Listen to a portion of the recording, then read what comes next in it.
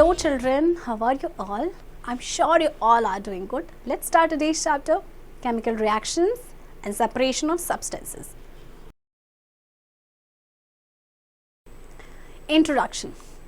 You have already learnt about physical and chemical changes of matter in your previous class. And thus, we can say that whenever a chemical change occurs, a chemical reaction takes place. In our daily life, chemical reactions take place everywhere.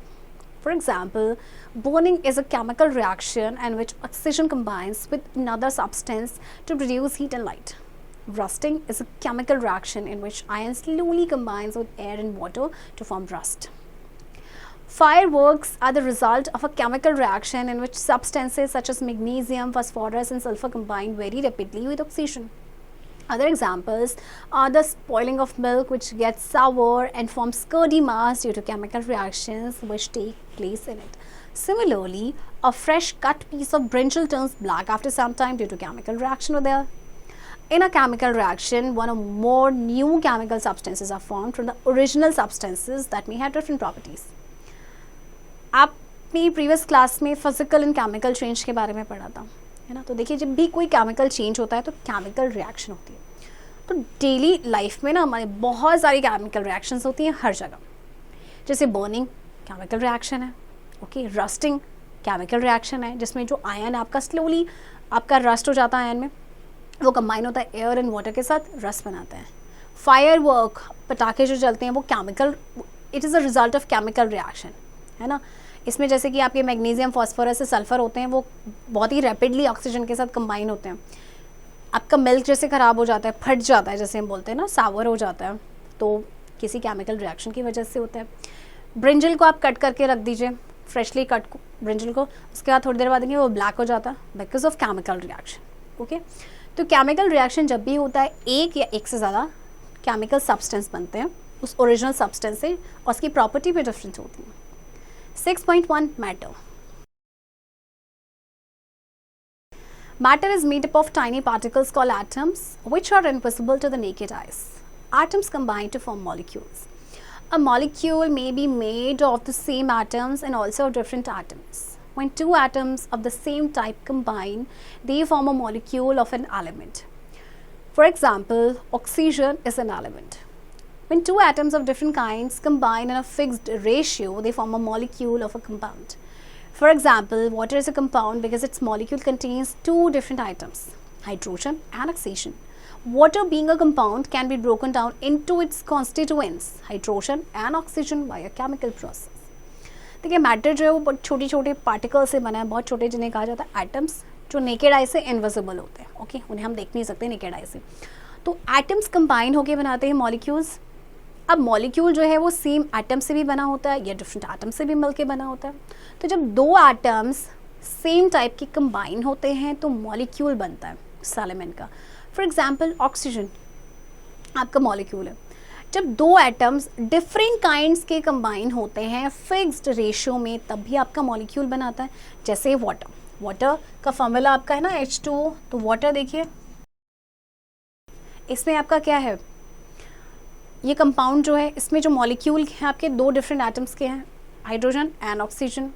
अब क्योंकि water आपका एक compound है, इसको हम इसके constituent में break down कर सकते हैं। कॉन्स्टिट्यूएंट मतलब जिन जिन सब्सटेंसेस से बना है, यानी कि हाइड्रोजन और ऑक्सीजन, केमिकल प्रोसेस के through.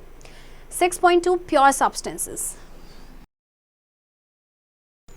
An atom is a tiny building block of matter. A molecule, which is made up of two or more atoms chemically bonded together, is the smallest particle of a substance that has all the properties of the substance. For example, in a sample of water, all the parts making up the water are exactly alike. These parts are water molecules. Each water molecule is made up of two atoms of hydrogen and one atom of oxygen.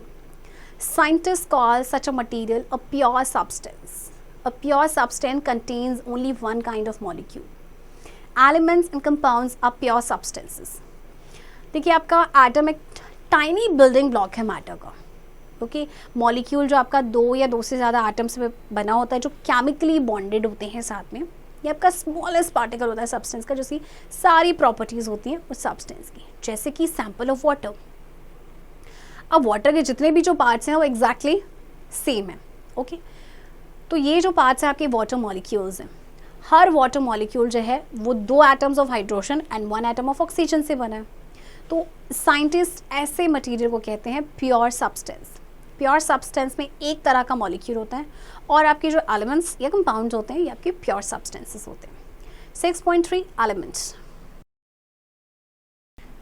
The oxygen you breathe in is another example of a pure substance. Every molecule of oxygen is made up of 2 atoms of oxygen bonded together. हम जो oxygen breathe करते हैं ना, ये भी तो आपका pure substance है। हर मॉलिक्यूल जो है ऑक्सीजन का वो बना है 2 एटम्स ऑफ ऑक्सीजन जो बॉन्डेड है साथ में, okay. So each oxygen molecules contains only 1 kind of atom, the oxygen atom. A pure substance made up of only 1 kind of atom is called an element. Oxygen is an element and so is hydrogen. Carbon, aluminium, iron, mercury, silver and uranium are all elements.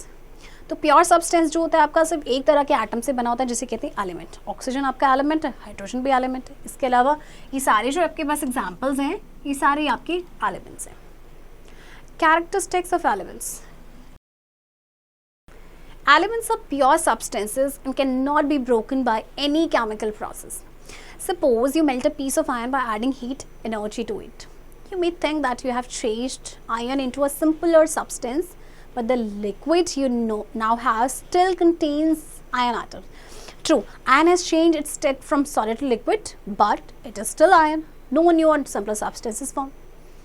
देखिए elements आपके pure substance होते हैं और किसी भी chemical process उनको break down नहीं किया जा सकता। जैसे कि आपने एक आयरन का पीस लिया, उसको मेल्ट किया, okay.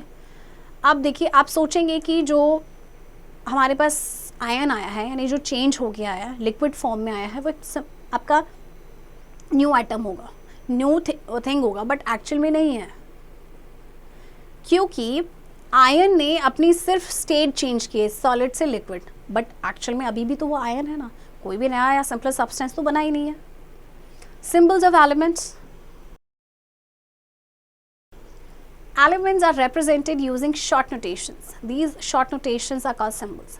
The symbols of various elements can be derived from the first letter of their names like oxygen, nitrogen and carbon. From the first and second letters of their names like bromine, calcium, barium and aluminium. From the Latin or Greek names like sodium is Na, after its Latin name, natrium and potassium is K, derived from gallium. अच्छा देखिए elements को ना represent किया जाता है short notation के साथ। तो ये शॉर्ट नोटेशंस आपके होते हैं सिंबल्स। तो सिंबल्स जैसे कोई भी आपके पास एलिमेंट है उसका फर्स्ट लेटर हो सकता है या पहले 2 लेटर्स हो सकते हैं या फिर वो लैटिन या ग्रीक नेम से भी डिराइव्ड हो सकते हैं। जैसे कि देखिए ऑक्सीजन, ऑक्सीजन स्टार्ट होता है आपका ओ से, तो इसका सिंबल है O। इसी तरह से नाइट्रोजन N, ओके। अब फर्स्ट और सेकेंड लेटर्स की बात करें, जैसे ब्रोमीन, ये जनरली तब होता है जब आपके एलिमेंट्स 2 सेम आपके अल्फ़ाबेट से शुरू हो रहे हैं। जैसे अगर हम बोरोन की बात करें, बोरोन का सिंबल होता है B। अब लेकिन ब्रोमीन ये भी B से शुरू होता है, तो इस केस में हम क्या करेंगे, फर्स्ट लेटर लेंगे capital and second letter small BR। जैसे बेरियम, अगेन ये आपका B से स्टार्ट हो रहा है, तो first letter would be B capital and अगला जो लेटर होगा वो A। अब कुछ ऐसे एलिमेंट्स हैं जिनका नाम हमने लैटिन या ग्रीक से लिया है, जैसे कि आपका है सोडियम। अब सोडियम S से शुरू होता है बट इसका सिंबल है Na, क्योंकि लैटिन में इसका नाम है नेट्रियम, तो इसीलिए Na लिया गया। इसी तरह से पोटेशियम का सिंबल है K, जिसका नाम है कैलियम, राइट। आपको देखिए टेबल दी गई है 6.1, कुछ कॉमन एलिमेंट्स उनके सिंबल दिए गए हैं, तो आपको ये मेमोराइज ज़रूर करना है। इसके बाद टेबल 6.2 है, इसमें आपको एलिमेंट्स उनके लैटिन नेम दिए गए, उनके सिंबल्स दिए गए। जैसे अभी सोडियम की हमने बात की, नेट्रियम है तो इसलिए Na। आयन, आयन का सिंबल आयना हो कि Fe होता है, बिकॉज लैटिन नेम इसका होता है फेरम। इसी तरह से सिल्वर का होता है आर्गेंटम, इसीलिए इसका सिंबल होता है Ag। तो इसी तरह से ये बाकी एलिमेंट्स भी हैं, तो इनके symbols you have to memorise. 6.4 Chemical formula of elements. Atoms may not always exist independently. They combine with other atoms to form molecules. A molecule can exist independently. Thus, a molecule can be defined as the smallest particle of a substance that can exist independently.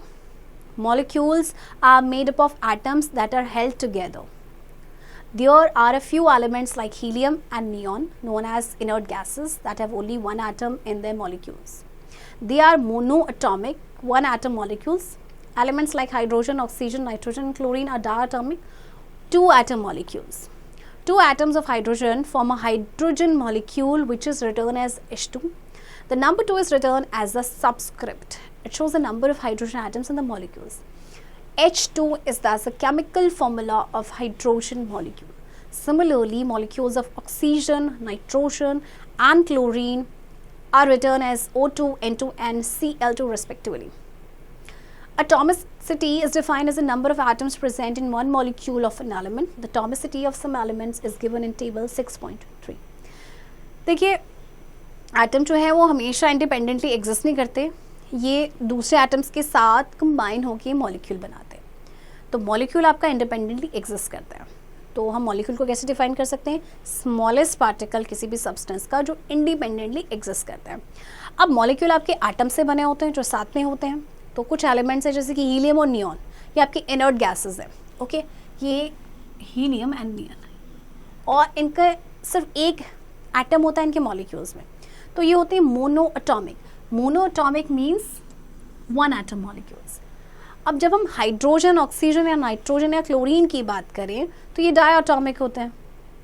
Okay, तो जो दो atoms होंगे hydrogen के वो hydrogen molecule बनाएंगे, जैसे हम लिखते हैं इस तरह से H2. ओके, हम डायटॉमिक की बात की थी हमने, oxygen O2 and nitrogen N2 and chlorine Cl2. Okay, अब एटॉमिसिटी को अब डिफाइन कैसे करते हैं कि नंबर ऑफ एटम्स जो उस एलिमेंट के एक मॉलिक्यूल में प्रेजेंट होते हैं. तो टेबल 6.3 में देखिए, आपके पास है helium, formula is He and atomicity 1 है. हाइड्रोजन H2, तो इसकी एटॉमिसिटी कितनी होगी? 2. इसी तरह से ऑक्सीजन, क्लोरीन की एटॉमिसिटी भी 2 है. नियॉन, नाइट्रोजन की बात करें, neon and nitrogen atomicity 1. Bromine की बात करें तो 2. एंड फॉस्फोरस में देखिए इसका जो फॉर्मूला है वो P4 है, दैट मीन्स इसकी एटॉमिसिटी है कितनी? 4. Most chemical formula represents compound. For example, ammonia is a compound of elements nitrogen and hydrogen. A molecule of ammonia has the formula NH3, that is 1 nitrogen and 3 hydrogen atoms. Sometimes, however, the formula represents a molecule of an element. अच्छा देखिए, इसमें ammonia की बात करें तो ammonia का formula होता है NH3. ओके, तो अब ये जो एक मॉलिक्यूल है अमोनिया का, इसका फॉर्मूला NH3, इसका मतलब एक नाइट्रोजन और 3 हाइड्रोजन एटम्स है. Molecular formula of compounds. Molecular formula of a compound is a group of symbols representing different elements contained in a compound. A special property of a compound is that the ratio of different elements in a particular compound is always fixed. Number of atoms present in a molecule of a compound is represented as a subscript written after the symbol of that particular element. Usually, the subscript 1 is not written, as it is obvious. For example, water is made up of two kinds of atoms, hydrogen and oxygen. One molecule of water is represented by the formula H2O or H2O. See, water को हम ऐसे भी लिख सकते हैं H2ON or H2O. As we observe in a molecule of water, there are 2 atoms of hydrogen and 1 atom of oxygen. Okay, अब जो molecular formula होता है ना कंपाउंड का, एक ग्रुप होता है सिम्बल्स का जो डिफरेंट एलिमेंट्स को रिप्रेजेंट करता है उस कंपाउंड में. अब स्पेशल प्रॉपर्टी कंपाउंड की जो रेशियो होता है डिफरेंट एलिमेंट्स का एक पर्टिकुलर कंपाउंड में, वो हमेशा फिक्स्ड होता है. और जो नंबर ऑफ एटम्स आपके प्रेजेंट होते हैं मॉलिक्यूल ऑफ ए कंपाउंड, उसको हम रिप्रेजेंट करते हैं एज अ सबस्क्रिप्ट, जो कि लिखा जाता है after the symbol of that particular element. तो जैसे कि सबस्क्रिप्ट अगर 1 है तो उसे हम नहीं लिखते हैं. जैसे कि वाटर है, वो 2 काइंड्स ऑफ एटम से बना होता है, हाइड्रोजन और ऑक्सीजन. तो वाटर का फॉर्मूला होता है आपके पास H2O.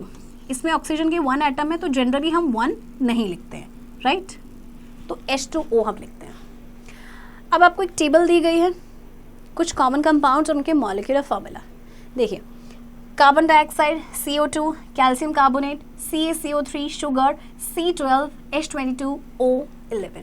अब शुगर की अगर हम बात करें तो उसके कॉन्स्टिट्यूइंग एलिमेंट्स हैं carbon, hydrogen, oxygen. Calcium carbonate में calcium, carbon and oxygen. Okay, and इसके बाद आपको साइड में दिया गया number of atoms of each element combining together to form one molecule of the compound. इसमें आपको नजर आएगा, जैसे देखिए कार्बन डाइऑक्साइड में कार्बन 1, ऑक्सीजन 2, राइट। देखिए बाकी आपको यहाँ पे और कंपाउंड्स दिए गए हैं, जैसे कि नंबर 4 है पोटेशियम परमैंगनेट, इसका फॉर्मूला है KMnO4। K stands for potassium, Mn manganese, okay, and O stands for oxygen. इसके बाद देखिए पोटेशियम के आपके पास इसमें नंबर ऑफ एटम्स हैं 1, आपके पास मैंगनीज के हैं 1 एंड ऑक्सीजन के 4। सो सिमिलरली इनके भी आपको दिए गए हैं, right. 6.5 chemical reactions, the process in which the chemical properties of the original substances disappear as new chemical substances with different chemical properties are formed is called a chemical reaction. For example, there is a small coil of shiny gray metal inside a flash bulb. This metal is magnesium. The bulb is filled with invisible gas oxygen. When the bulb is switched on, magnesium combines with oxygen in a chemical reaction. Energy is released in the form of light and a fine white powder is produced. You can see this powder on the inside of the bulb. The powder is magnesium oxide, a compound with chemical properties very different from the elements magnesium and oxygen. So a chemical reaction has occurred. अच्छा देखिए वो process जिसमें chemical properties जो होती हैं original substance की वो disappear हो जाती हैं as new chemical substance with different chemical properties, इसे कहा जाता है केमिकल रिएक्शन। जैसे देखिए एक small coil of shiny grey metal होता है फ्लैश बल्ब के अंदर, ओके, तो जो मेटल है वो मैग्नीशियम है और बल्ब के अंदर एक इनविजिबल गैस है विच इज ऑक्सीजन। तो जब बल्ब को स्विच ऑन किया जाता है, मैग्नीशियम जो है ऑक्सीजन के साथ कंबाइन होकर एक केमिकल रिएक्शन बनाती है और फिर जो एनर्जी है रिलीज होती है फॉर्म ऑफ लाइट, ओके, और एक बहुत ही फाइन वाइट पाउडर भी प्रोड्यूस होता है। तो ये जो फाइन पाउडर है ये हमें बल्ब के इनसाइड नजर आएगा। पाउडर आपका जो बना है वो है बना आपका मैग्नीशियम ऑक्साइड, ओके, एक कंपाउंड जिसकी केमिकल प्रॉपर्टीज उसके एलिमेंट से डिफरेंट है, यानी कि मैग्नीशियम एंड ऑक्सीजन से डिफरेंट है। दैट मीन्स एक केमिकल रिएक्शन वहाँ पे हुई है। Chemical equation, chemical reactions can be expressed in a special type of form by using symbols and formula. In chemistry, substances are represented in the form of the symbols and formula. This representation of a chemical reaction using symbols and formula of the substances is called chemical equation. A chemical equation is written with the reacting substances on the left hand side and the product formed on the right hand side with an arrow in between as shown below. देखिए कोई भी जो chemical equation जब हम लिखते हैं तो सबसे पहले आपके पास जो भी उसमें आपके जो एलिमेंट्स हैं जो इस इक्वेशन का पार्ट बन रहे हैं केमिकल रिएक्शन जिनके बीच में हो रहे हैं उनके सिंबल्स एंड फॉर्मूलाज को हम यूज़ करते हैं, okay. So left hand side आपके होते हैं रिएक्टेंट एंड एक एरो का साइन होता है और राइट साइड आपके होता है प्रोडक्ट, यानी जो चीज़ें आपस में रिएक्ट करेंगी वो आपके रिएक्टेंट है, ओके, और उनके रिएक्शन के बाद क्या रिजल्ट निकलता है that is the product. Reactants and products. The substances on the left side of the arrow are called reactants. They are the substances that enter into the reaction. To the right of the arrow are the products, the substances produced by the reaction. The arrow is read yield. It shows the direction of reaction. This chemical equation tells you the magnesium plus oxygen yields magnesium oxide and energy. All chemical equations have this general form. अच्छा देखिए जैसे आपके पास एक equation है magnesium and oxygen ये आपस में react कर रहे हैं तो ये आपके रिएक्टेंट होंगे, ओके। तो हमेशा जो लेफ्ट साइड होती है ना किसी भी केमिकल इक्वेशन की वो रिएक्टेंट्स होते हैं। इसके बाद ये जो एरो का साइन होता है इसको रीड करते हैं हम yield. For example magnesium plus oxygen it yields magnesium oxide plus energy and in दोनों को रिएक्ट करने के बाद जो सब्सटेंस बना है राइट साइड वो है आपका product. Next balanced equation. The arrow in a chemical equation does more than just show the direction of the chemical change. It serves as a sort of equal sign. So the number of atoms of each element on each side of the sign must be the same. Let's look at the equation again to see if this is true. Magnesium plus oxygen, it yields magnesium oxide plus energy. How many magnesium atoms do you count on each side of the equation? One on each side. Now try the same thing for oxygen. There are 2 oxygen atoms on the left but only 1 on the right.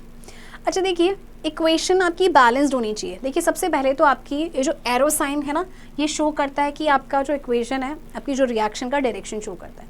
But इसके अलावा chemical के change के direction के अलावा ये एक तरह से इक्वल का साइन भी शो करता है. मीन्स जो नंबर ऑफ एटम्स है ना हर एलिमेंट के, दोनों साइड सेम होने चाहिए. फॉर एग्जांपल आपके पास इक्वेशन है, यहाँ पे आपके पास देखिए मैग्नीशियम के 1 एलिमेंट एटम्स हैं और राइट साइड भी आपके पास 1 एटम है, राइट. अब इसके बाद ऑक्सीजन के एटम्स आप देखेंगे लेफ्ट साइड तो वो है O2, यानी कि ऑक्सीजन के 2 एटम्स है. बट राइट साइड तो सिर्फ आपके पास क्या है, एक ही एटम है ऑक्सीजन का. This can not be correct because atoms can neither be created nor destroyed during a chemical reaction. In order to follow this rule, a chemical equation must be balanced. अब देखिए left side आपके 2 atoms थे oxygen के, जबकि right side है सिर्फ 1. But ऐसे कैसे हो गया? क्योंकि एटम्स ना तो क्रिएट होते ना ही डिस्ट्रॉय होते जब भी कोई केमिकल रिएक्शन होती है. तो इस रूल को फॉलो करने के लिए केमिकल इक्वेशन आपकी हमेशा बैलेंस होनी चाहिए. An equation in which the number of atoms of each element is the same on both the sides is called a balanced chemical equation.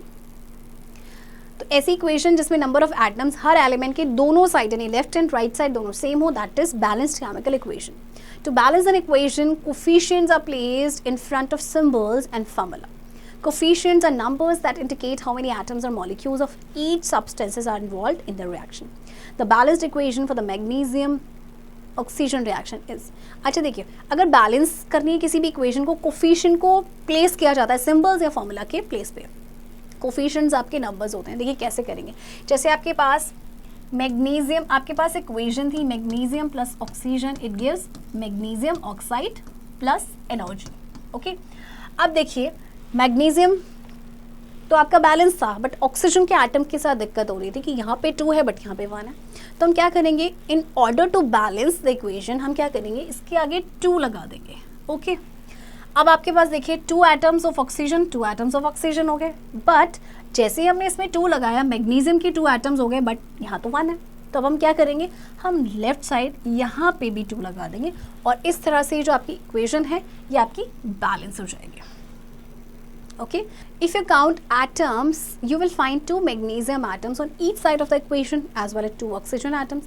The equation is balanced. It can be read 2 atoms of magnesium combined with 1 molecule of oxygen to yield 2 atoms of magnesium oxide. Remember, to balance a chemical reaction, you may change coefficient but never symbols or formula. Okay, अब ये देखिए इस arrow को हम कैसे read करते हैं, yield. Okay, अच्छा देखिए कभी भी हम किसी भी केमिकल इक्वेशन को बैलेंस कर रहे हैं तो हम कोफिशिएंट को चेंज कर सकते हैं, बट हम कभी भी सिंबल्स या फॉर्मूला को चेंज नहीं करते, वो एज इट इज रहते हैं. 6.6 characteristics of chemical reactions. Almost everything you see and use each day involves a chemical change.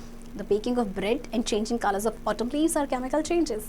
So are the digestion of food, the rainfall, and the formation of synthetic fibers for clothing.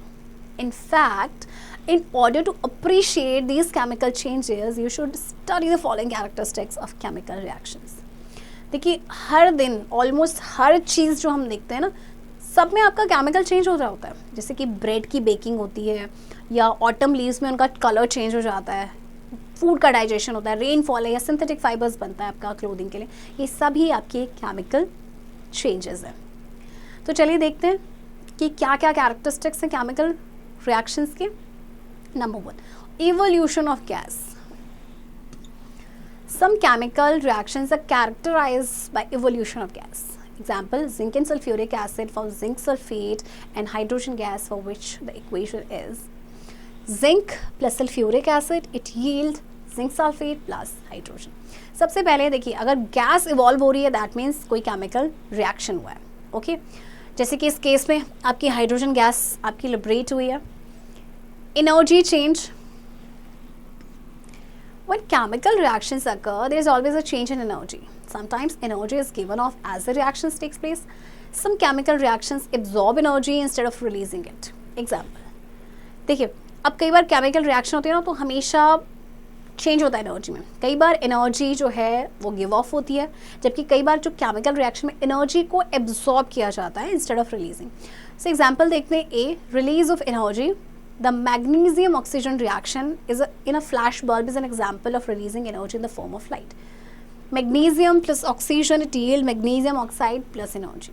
Carbon combined with oxygen results in formation of carbon dioxide and release of energy in the form of heat. Carbon plus oxygen it yield carbon dioxide plus heat. A chemical reaction that releases energy is called an exothermic reaction. अब देखिए इन दोनों reaction की अगर हम बात करें तो दोनों ही रिएक्शन में क्या हो रहा है कि एनर्जी रिलीज हो रही है ना। तो ऐसी केमिकल रिएक्शन जिसमें एनर्जी रिलीज होती है उसे हम कहते हैं एक्सोथर्मिक रिएक्शन। ओके, अब ये तो हमने एनर्जी रिलीज की बात की थी, अब हम करते हैं एब्जॉर्प्शन ऑफ एनर्जी की बात, B part. The chemical reaction in which sodium chloride is to be broken down its two elements sodium and chlorine, absorption of energy in the form of electricity occurs. NaCl plus energy in the form of electricity, it yields sodium plus chlorine.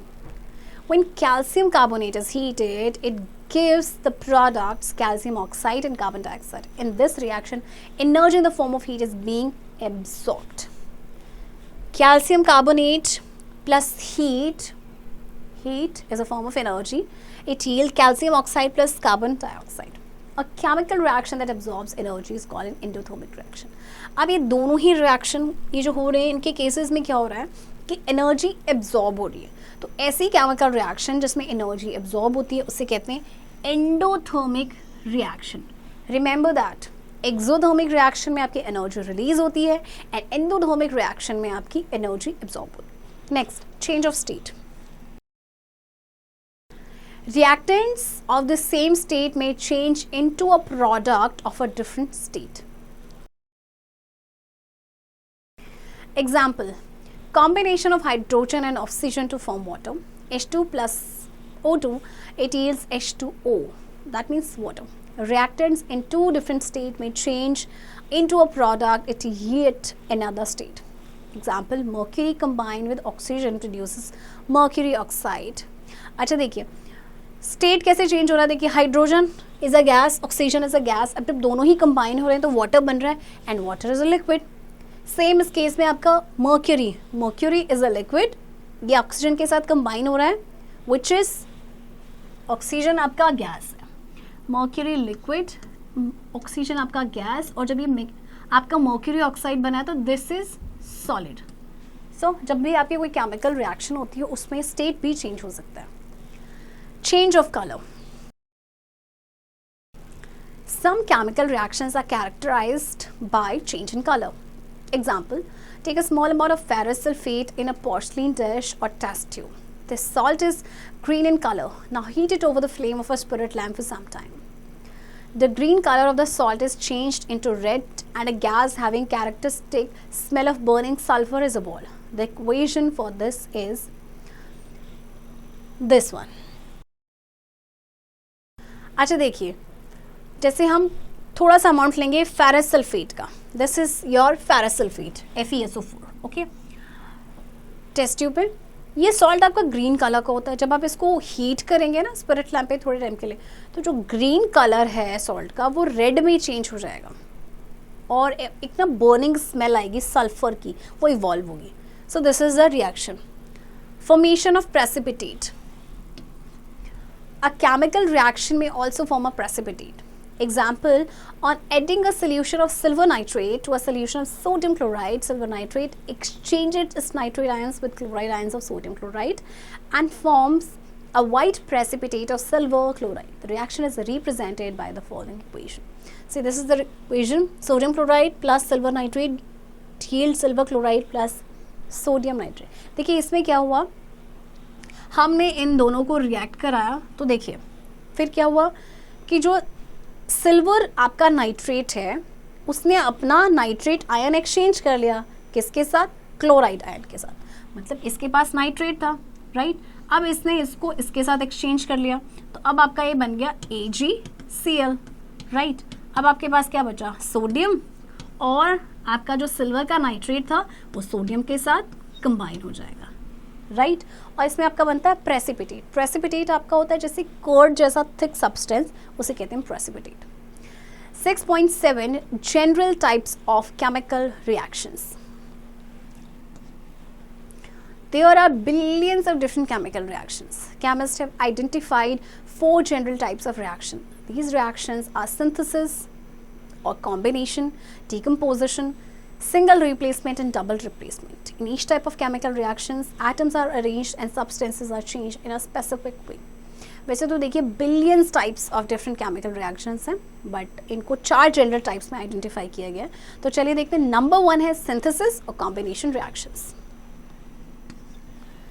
When 2 or more simple substances combine to form a new complex substance, it is a synthesis reaction.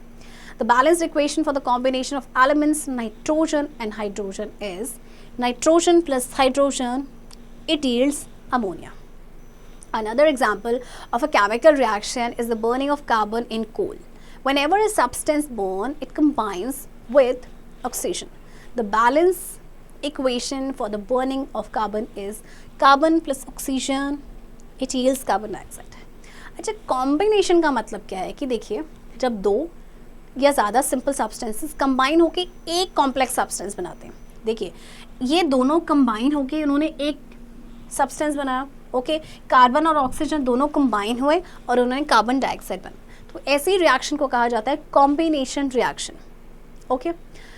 Rusting of an iron is a good example of combination reaction. अब देखिए जो rusting होता है ion का, वो भी आपका combination reaction है। कैसे?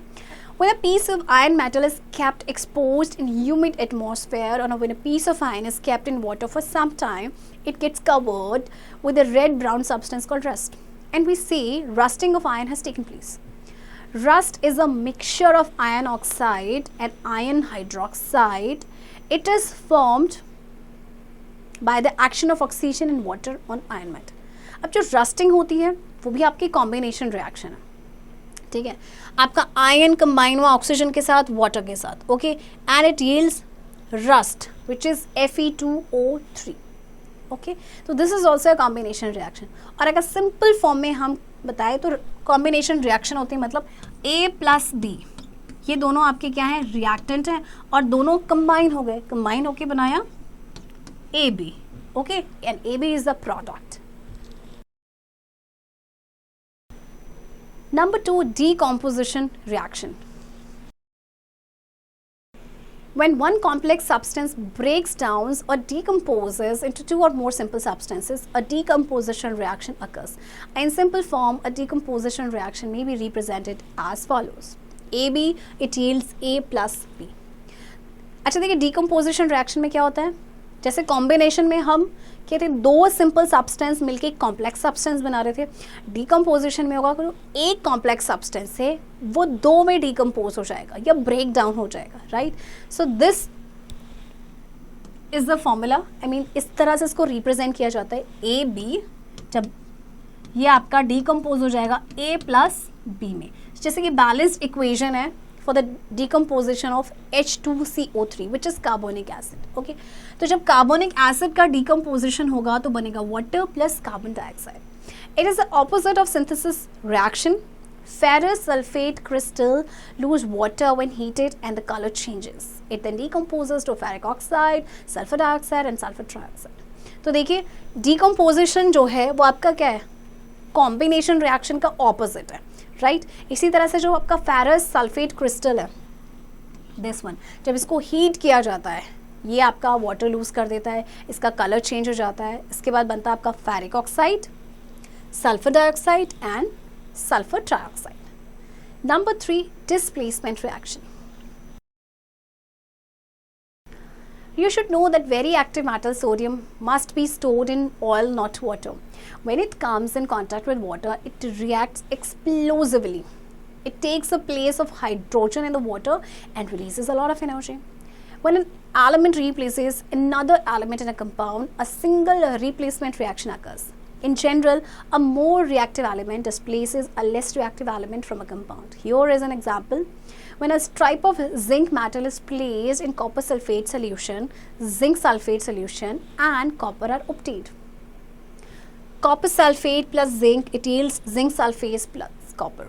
In this reaction, zinc displaces copper from copper sulfate compound, so copper is set free. Note that this displacement reaction takes place because zinc is more reactive than copper. अच्छा देखिए, displacement reaction में आपका क्या होता है कि जैसे कि एक एलिमेंट दूसरे एलिमेंट से रिएक्टिव है, ओके, ज़्यादा रिएक्टिव है, तो उसको क्या करेगा, उसको उसकी जगह से डिस्प्लेस कर देगा. जैसे इस केस में हुआ है, कॉपर सल्फेट ने जिंक के साथ रिएक्ट करा.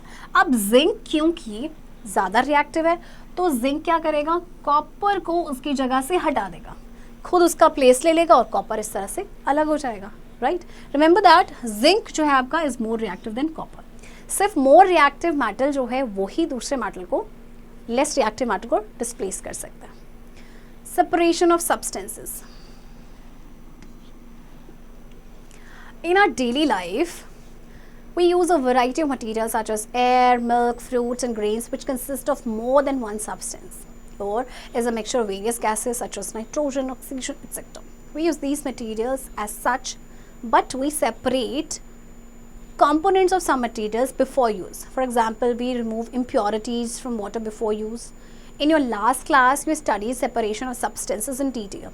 In this chapter, you shall study separation of soluble solids from liquids with special reference to sea water and salinity. देखिए, डेली लाइफ में जैसे हम बहुत सारी चीज़ें यूज़ करते हैं, एयर, मिल्क, फ्रूट, ग्रेन्स, है ना. तो जैसे कि ये आपके एक से ज़्यादा सब्सटेंस से बने होते हैं. जैसे अगर हम एयर की बात करें तो बहुत सारी गैसेस का मिक्सचर है. वाटर में बहुत सारी इम्प्योरिटीज़ होती हैं, उसमें यूज़ करने से पहले हम क्या करते हैं, इम्प्योरिटीज़ को रिमूव करते हैं. जैसे कि हमने प्रीवियस क्लास में पढ़ा था कि किस तरह से हम सब्सटेंसेस को सेपरेट कर सकते हैं. चलिए देखते हैं next. 6.8 salinity of sea water. The earth is a watery planet. Oceans cover about 70% of its surface. About 97% of all the water on our earth is in the oceans. This is salt water. Every 100 kilograms of sea water contains about 3.5 kilograms of ordinary salt as well as other salts dissolved in it. अर्थ में बहुत सारा पानी पाया जाता है, right, और 70% जो अर्थ का आपका वाटर से कवर्ड है. इसमें से 97% तो आपका ओशंस में है और ये वाटर आपका सॉल्टी वाटर है. और 100 किलोग्राम्स अगर सी वाटर है उसमें आपका 3.5 किलोग्राम्स सॉल्ट होता है. इसके साथ ऑर्डिनरी सॉल्ट जो हम यूज़ करते हैं एज वेल एज दूसरे सॉल्ट्स भी डिजॉल्व होते हैं. Sources of salts in sea water. Where do these salts come from and how do they get into sea water? Ocean salts are found in under sea volcanoes and along shores. Ocean water dissolves salts in volcanic rocks. Rivers dissolve salt in rocks and soil on land. These rivers then carry these salt to the oceans. As waves constantly pound on shores, the erosion from waves helps to dissolve the salts in rocks. अब ये ocean में water salt आता कहाँ से आपका? देखिए, ocean salt जो है आपका अंडर सी वॉल्केनोस और सोर्स के अलॉन्ग पाया जाता है. ओशन वाटर क्या करता है, सॉल्ट को डिसॉल्व करता है वॉल्केनिक रॉक्स में. रिवर्स जो हैं वो सॉल्ट को डिसॉल्व करती हैं जो रॉक्स में होती हैं, सॉइल में होती हैं. ओके, फिर ये जो रिवर्स होती हैं फिर ये ओशंस में चली जाती हैं, तो फिर ये अपने साथ सॉल्ट भी कैरी करती हैं. अब जैसे वेव्स होती हैं आपकी ओशन की, वो कॉन्स्टेंटली क्या करती हैं, शोर पे पाउंड करती है. तो जो इरोजन होता है ना वेव्स का, वो हेल्प करता है to dissolve the salt in rocks.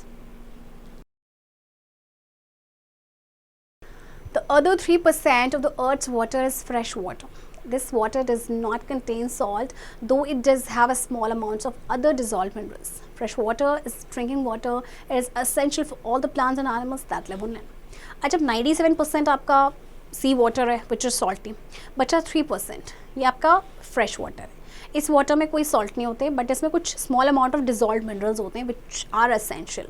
Fresh water आपका ड्रिंकिंग वाटर होता है. ये सभी एनिमल्स एंड आपके प्लांट्स के लिए बहुत ही एसेंशियल है. Activity 1, examining the differences between fresh and salt water. Purpose. In this activity, you will examine some of the differences in the physical characteristics of salt water and fresh water. तो देखिए, इसमें हमें जो fresh water और salt water है उनकी जो physical characteristic को differentiate करना है. Okay. Materials. Per group, 1 plastic drinking straw, small piece of clay, 4 to 6 steel ball bearings, 250 ml beaker fresh water, pencil, metric ruler, 3 samples of liquids. So in materials की requirement होगी. So what is the procedure? Cut the straw in half and plug one end with a small piece of clay. Number 2, with a pencil, make a series of marks half centimeter apart along the entire length of the straw. Number 3, add water to a beaker or glass container until it is about 3/4 filled. Number 4, carefully drop 2 or 3 BBs or ball bearings into the open end of the straw and let them roll down to clay at the bottom. सबसे पहले आपने straw को half में cut करना है और एक and को आपने प्लग करना है स्मॉल पीस ऑफ क्ले के साथ. फिर पेंसिल के साथ आपने एक सीरीज बनानी है मार्क्स की हाफ सेंटीमीटर अपार्ट. ओके, फिर आपने इसमें वाटर ऐड करना है बीकर में, या आपने जो ग्लास कंटेनर लिया है लगभग 3/4 वो फुल होना चाहिए. फिर केयरफुली आपने 2 या 3 बीबीज या बॉल बेयरिंग्स उसमें डालने हैं into the open end of the straw और फिर वो रोल डाउन होके जाएंगे क्ले के बॉटम में. Number 5, with the clay end down, gently place a straw into the water. It should float. Add as many BBs as are necessary to cause your straw hydrometer to float very low in water. Only 2 or 3 pencils line on the hydrometer should show above the water surface. Note exactly the level at which it floats. Your hydrometer is now ready to be used to compare densities of liquid. The higher it floats, the more dense और salty the liquid will be. Okay, अब जब आपका जो clay and down है आपने क्या करना है, जेंटली स्ट्रॉ को पुश करना है वाटर में. ओके, ये फ्लोट करना चाहिए और आप उसमें बीबीज डाल सकते हैं जितनी नेसेसरी है. ओके, जिससे कि आपका जो स्ट्रॉ हाइड्रोमीटर है वो वाटर में बहुत लो फ्लोट कर सके. सिर्फ 2 या 3 पेंसिल लाइंस है आपके जो हाइड्रोमीटर में वो वाटर सरफेस के अबव शो होनी चाहिए. अब आपको एग्जैक्ट लेवल आपको नोट करना है कि जहाँ पे ये फ्लोट हो रहा है. अब हमारा जो हाइड्रोमीटर है दैट इज़ रेडी कि हम जो लिक्विड्स की डेंसिटीज़ को कंपेयर कर सकते हैं. जितना ज़्यादा वो हायर फ्लोट करेगा उतना ज़्यादा वो डेंस होगा, मतलब उसमें सॉल्ट का कंटेंट ज़्यादा होगा. Number 6, examine the 3 beakers containing sample fluids that have been provided by your teacher. They are labeled A, B and C. Each sample has had different amounts of salts added. As a result, each will have a different density. Number 7, gently place your hydrometer into the fluid at the first container. Carefully note and record the level at which it floats. Repeat the procedure for each of the 2 remaining samples. अब आपके पास आपने जो 3 beakers हैं इनको examine करना है जिसमें आपके सैम्पल फ्लूइड्स हैं जो आपकी टीचर आपको प्रोवाइड करेगी. जैसे नाम दे दिया A, B एंड C. हर सैम्पल में different amount of salt added होगा जिसकी वजह से हर सैम्पल की डिफरेंट डेंसिटी होगी. अब आपने अपने जो हाइड्रोमीटर है उसको फ्लूइड में जेंटली प्लेस करना है फर्स्ट कंटेनर में, नोट करना है, रिकॉर्ड करना है लेवल को जिस पे वो फ्लोट कर रहा है. फिर प्रोसीजर बाकी आपने जो बाकी की जो रिमेनिंग सैम्पल्स है B एंड C उसके लिए भी आपने अपनी जो आपकी ऑब्जर्वेशन है वो लिखनी है. Observations and conclusions. Number 1, list the order of the samples tested from the one that was least dense to the one that was most dense. Include the sample of fresh water in your list. Number 2, how would the hydrometer float in a fluid that was less dense than the fresh water? Number 3, how would the hydrometer float in a fluid that was more dense than any of those tested? Number 4, how would the level of any floating object in fresh water compare to the floating level of the same object in salt water? Number 5, what do you think happens to the density of seawater at the surface of the ocean whenever it rains for a long period of time? So देखिए, आपको इन questions के answer करने हैं जो आप ये जो आप एक्सपेरिमेंट करेंगे, जो आप जो लेवल को है नोट करेंगे कि कौन सा सैम्पल कौन से लेवल पे फ्लोट कर रहा था, उसके अकॉर्डिंग आप अपनी जो ऑब्जर्वेशंस नोट डाउन करेंगे, उनके कंक्लूशंस लिखेंगे. ओके, कि कौन सा लीस्ट डेंस था, कौन सा ज़्यादा डेंस था. Okay, the salinity of different oceans is different. The highest salinity of water is observed in Dead Sea. It is so high that not a single marine animal can survive in it. That is why it is called Dead Sea. अच्छा, अब different ocean की salinity ना different होती है, तो highest salinity water की आपको dead सी में मिलती है. मतलब इतना सैलिनिटी का लेवल हाई है दैट एक सिंगल मरीन एनिमल इसमें सर्वाइव नहीं कर सकता, इसीलिए इसे डेड सी कहा जाता है. Desalination of seawater. Increasing shortage of water in the world has made scientists look to the sea as a future large-scale source of fresh water but sea water is unfit for drinking. अब देखिए, क्योंकि हमारे पास fresh water का percentage बहुत कम है, तो वाटर का जो शॉर्टेज है फ्यूचर में होने वाला है, तो सी वाटर को हम यूज़ नहीं कर सकते। Why? Because it is unfit for drinking. Desalination of sea water is not difficult, but it is very expensive.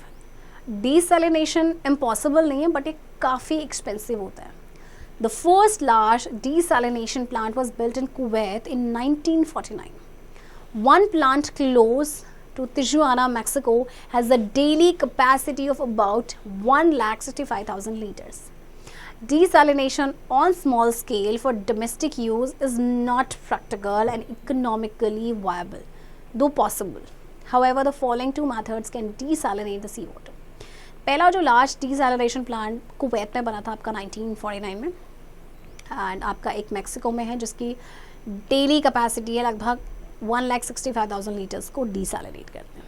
अच्छा, डीसैलिनेशन अगर हम स्मॉल स्केल पे कर रहे हैं डोमेस्टिक यूज़ के लिए, तो वो बिल्कुल भी प्रैक्टिकल नहीं है, इकोनॉमिकली वायबल नहीं है, हालांकि पॉसिबल है।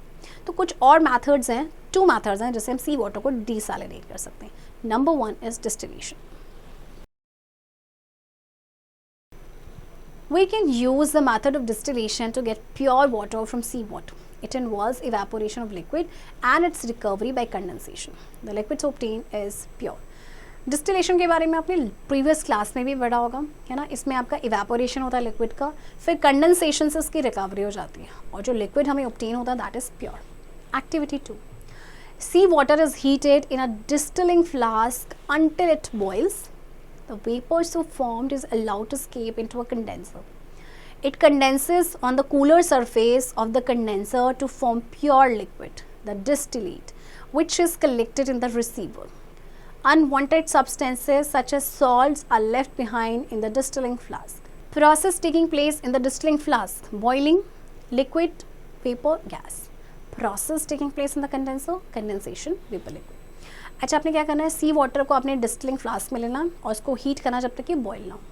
वेपर जो आपके बनेंगे उनको आपने अलाउ करना है कि वो कंडेंसर में आपके स्केप हो जाए, फिर यहाँ पे कंडेंस हो जाएंगे कंडेंसर के कूल सरफेस पे, जैसे कि प्योर लिक्विड बनेगा जो होता है डिस्टिलेट, जो कि आपके रिसीवर में कलेक्ट होता है। अनवांटेड सब्सटेंस होंगे जैसे कि सॉल्ट है, वो डिस्टिलिंग फ्लास्क में ही आपके रह जाएंगे।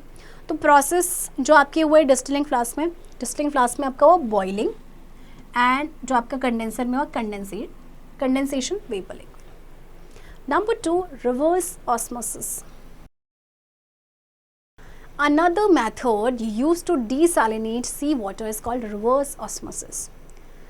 The partially permeable membrane is the diagram normally allows water to pass through easily, but not the salt dissolved in the seawater. This flow of water into the solution is called osmosis. When a high pressure, about 26 times more than atmospheric pressure, is applied to the seawater, the direction of flow reverses. It means that water starts flowing from the seawater side to the freshwater side of the membrane. This process called reverse osmosis, which allows fresh water to be obtained from seawater. आपका जो दूसरा method है डीसैलिनेट करने का सी water का, that is reverse osmosis. इसमें क्या होता है कि पार्शली परमेबल मेम्ब्रेन होता है ना, जैसे कि आपको ये डायग्राम में दिया गया है। नॉर्मली वो क्या करता है कि वाटर को अलाउ करता है कि वो पास हो जाता है इजीली, बट जो सॉल्ट डिजॉल्व होते हैं ना सी वाटर में, वो नहीं होता। तो ये जो फ्लो ऑफ वाटर है सोल्यूशन में is called osmosis.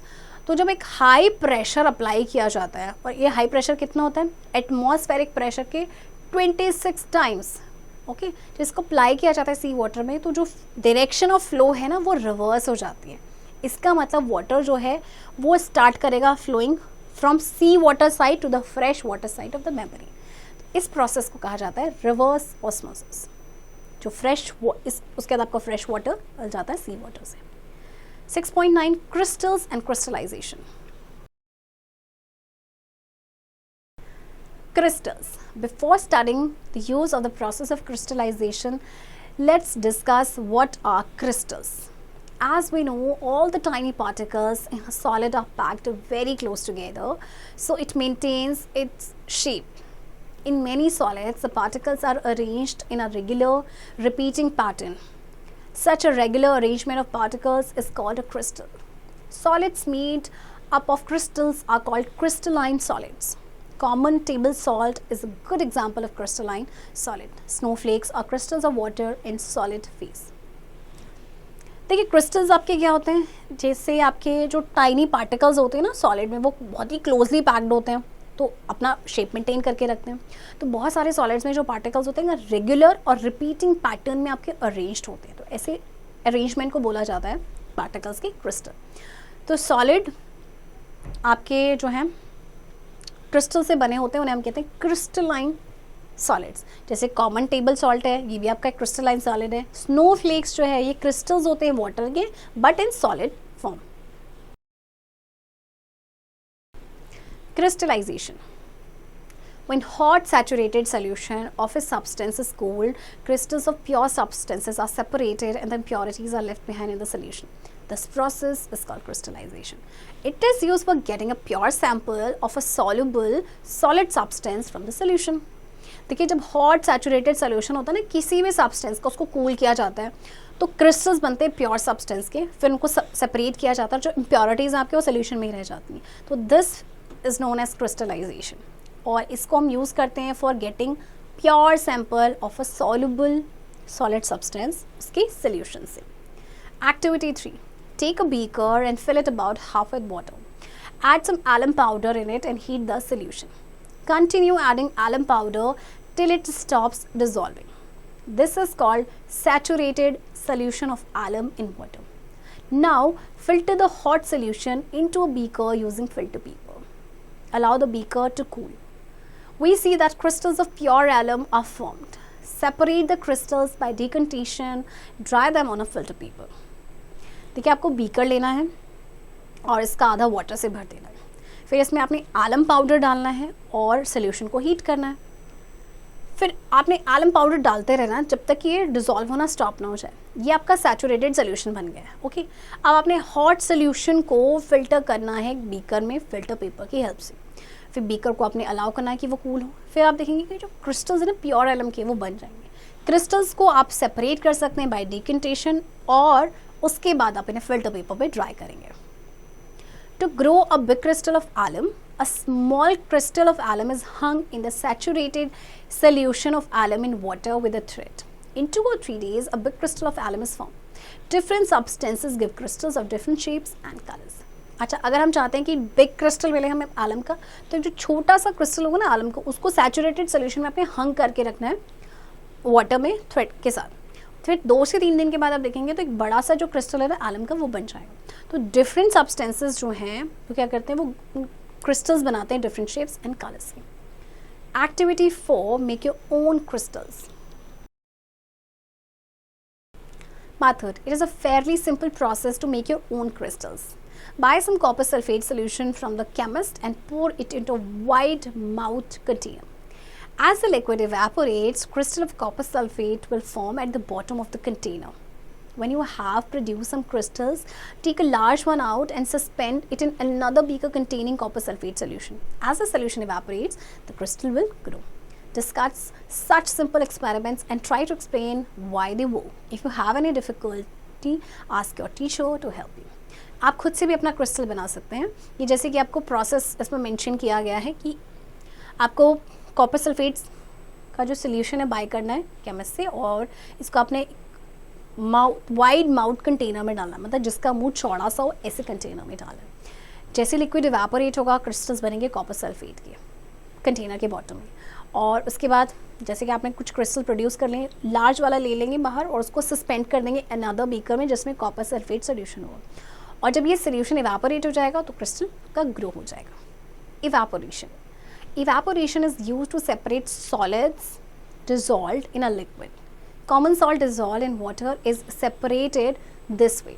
The solution is put in a big flat dish in the sun. The water slowly evaporates and common salt is left behind. Evaporation can be made quicker by heating the solution.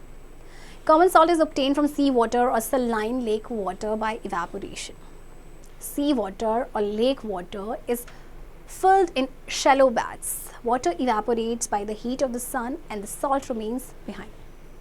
Evaporation को use किया जाता है जो आपके solids आपके liquid में dissolve होते हैं ना, उसको सेपरेट करने के लिए। जैसे कॉमन सॉल्ट आपका वाटर में डिजोल्व होता है, तो इस तरह से हम उसे कर सकते हैं, इस वे से, यानी इवेपोरेशन से। सबसे पहले क्या होता है कि जो आपका सोल्यूशन होता है उसको आपने एक बड़े से फ्लैट डिश में रखना है सन में, फिर वाटर जो है स्लोली इवेपोरेट हो जाएगा, कॉमन सॉल्ट आपका पीछे रह जाएगा। ओके, और इवेपोरेशन अगर आप चाहते हैं कि वो और जल्दी हो जाए तो आप क्या करेंगे, आप उस सोल्यूशन को हीट करेंगे। तो कॉमन सॉल्ट जैसे सी वाटर से या सलाइन लेक वाटर से इसी प्रोसेस के थ्रू निकाला जाता है, यानी कि इवेपोरेशन के through.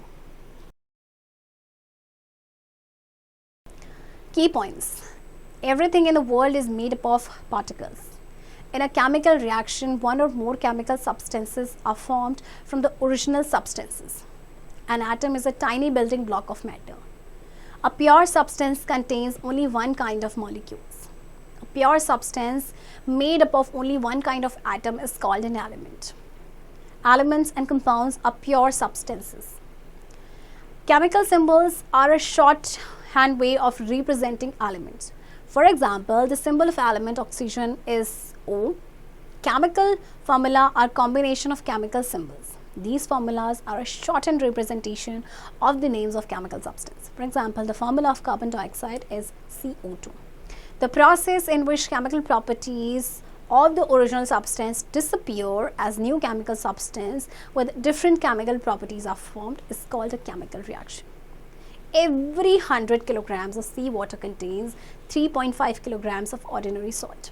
Distillation is used to obtain pure water from seawater. Children, I hope आपको ये चैप्टर समझ आया होगा, एंड इस चैप्टर की प्रैक्टिस अब आप खुद से करेंगे।